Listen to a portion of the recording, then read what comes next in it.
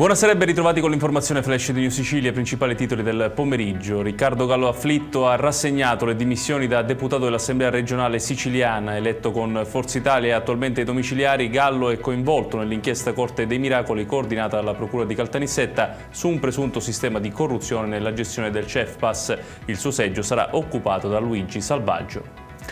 Rivolta nel carcere di Piazza Lanza a Catania, una maxi sommossa avrebbe coinvolto circa 400 detenuti attualmente liberi di muoversi all'interno di alcune aree dell'istituto, ma senza rischio di evasione. I disordini sarebbero iniziati dopo uno scontro tra due gruppi appartenenti a sezioni diverse. 6 agenti della polizia penitenziaria e 3 detenuti sono rimasti feriti. Le forze dell'ordine presidiano la zona, mentre le autorità stanno valutando le modalità di intervento.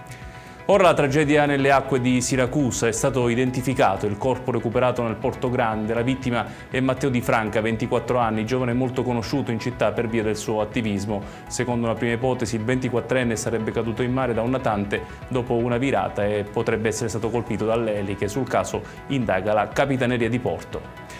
Adesso l'omicidio nel quartiere Bonaggia a Palermo. Durante l'udienza di convalida il 23enne indagato per la morte di Vito Petrigno ha ammesso di essere sceso in strada e di averlo accoltellato. I suoi legali chiederanno una perizia psichiatrica sostenendo l'ipotesi in un raptus legato all'assunzione di droga e alcol. Intanto è stata disposta l'autopsia sul corpo della vittima.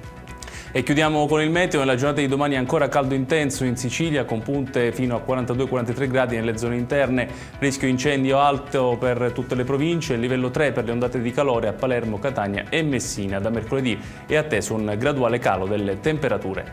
Ed è tutto per questa edizione. Tutti i dettagli su queste notizie li trovate come sempre sul nostro sito www.newsicilia.it.